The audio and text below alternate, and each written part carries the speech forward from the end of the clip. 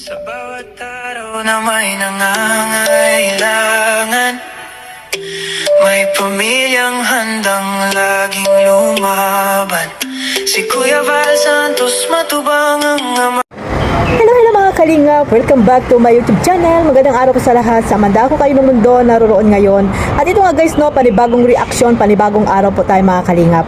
Pero bago natin simulan ang ating reaction, magsha-shoutout muna tayo sa ating founder, Kuya Val Santos Matubang, Ate Edna Vlogs, Kalingap Rab, at sa lahat po ng mga nasalanding pad, ambassador, deputy, mga Kalingap Scouters, Miga love shoutout po. At syempre sa mga kasamahan ko pong reactor na legit dito sa Kalingap, sa Team Bios, Karipa, Kamori, Strikers, Team Watchers, Miga love shoutout po.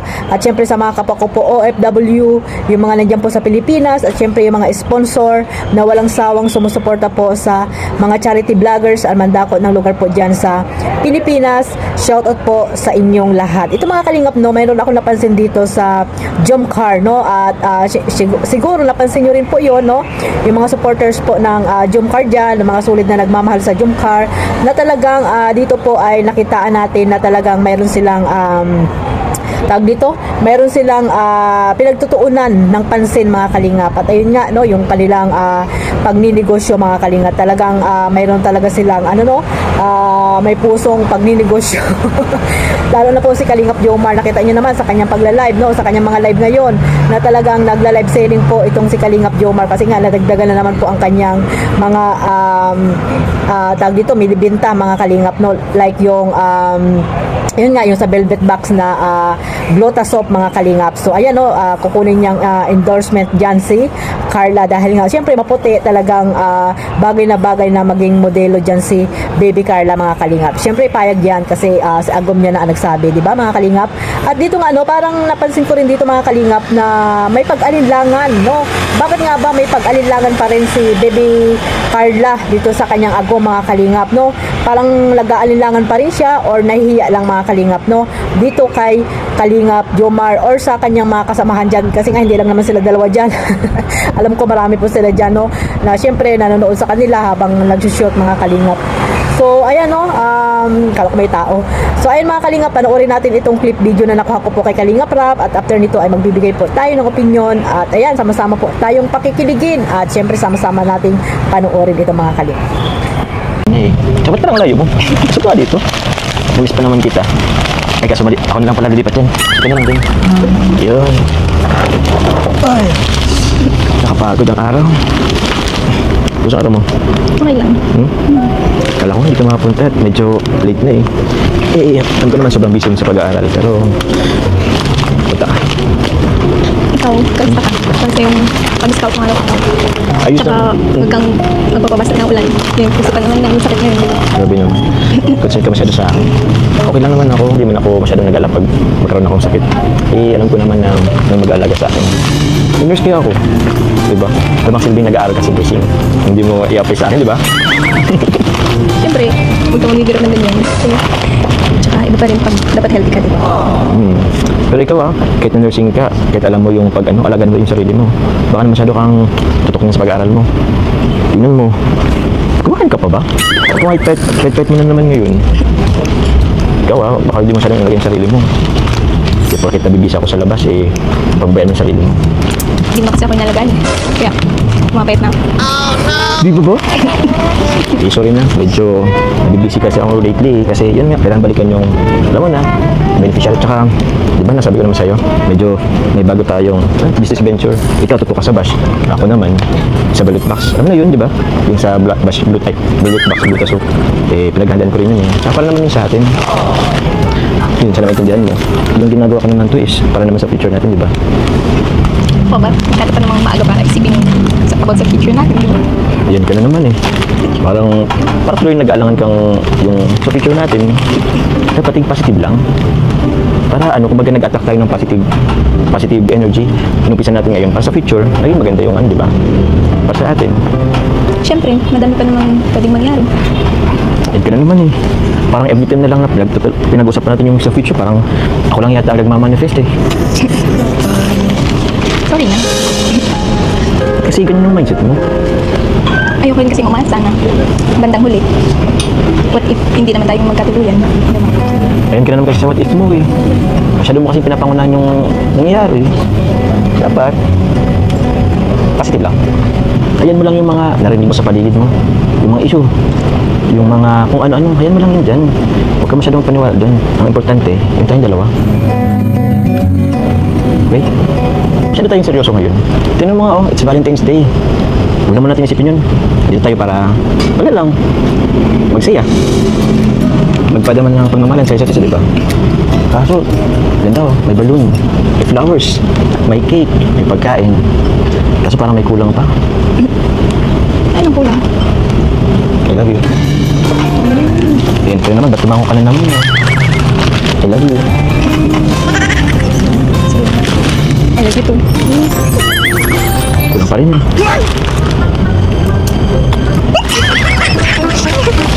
Sige na. Ayun. Valentine's Day naman, pagbagyan na ako.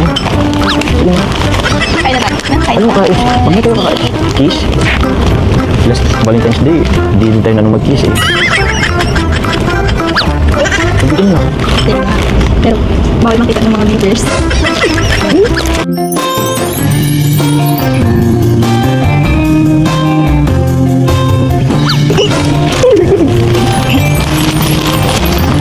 Success.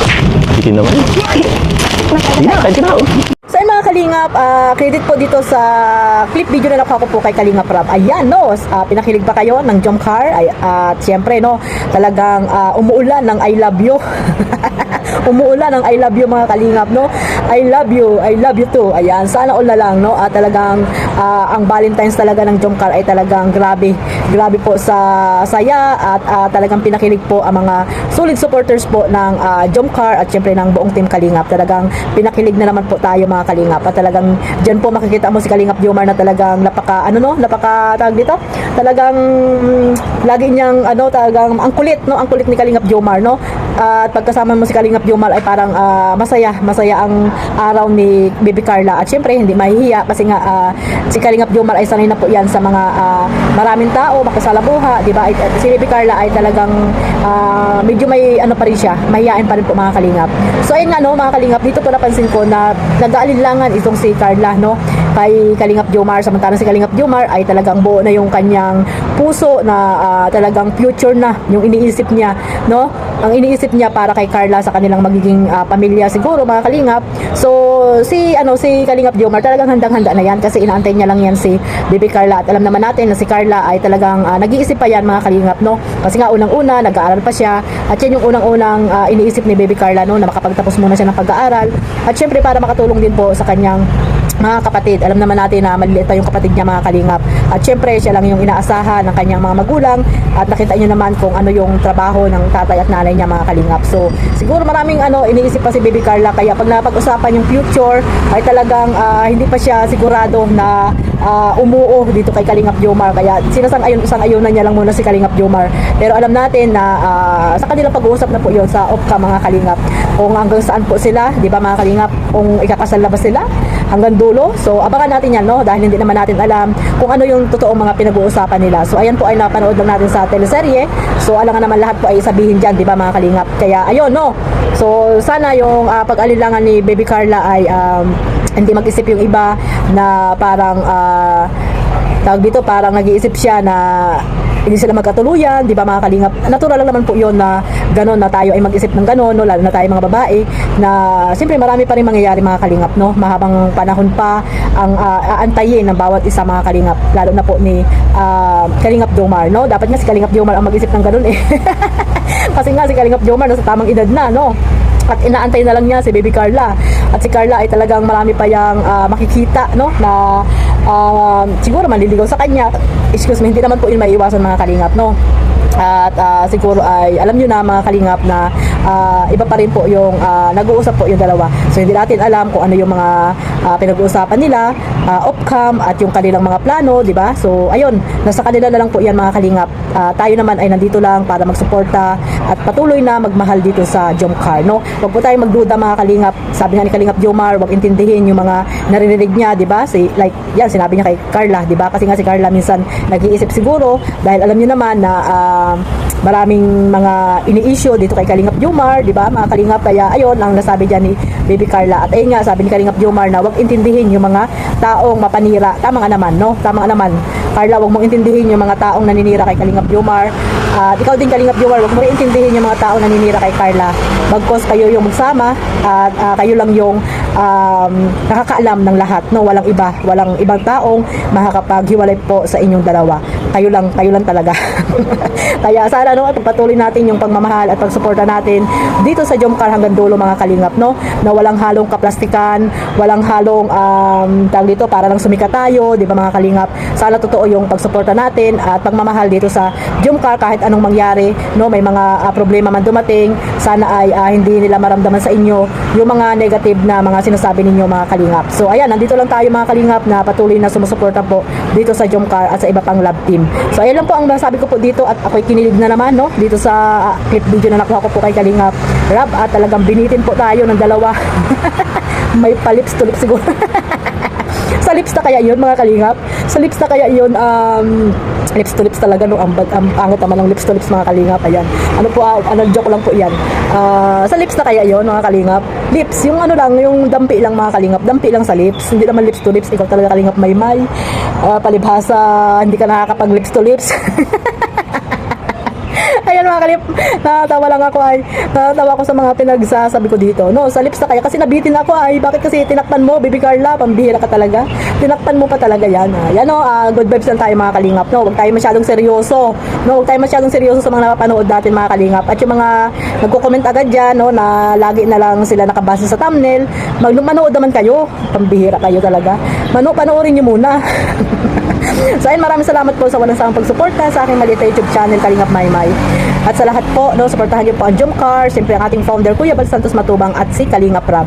God bless us all, mabuhay po ating Kalingap. Bye-bye!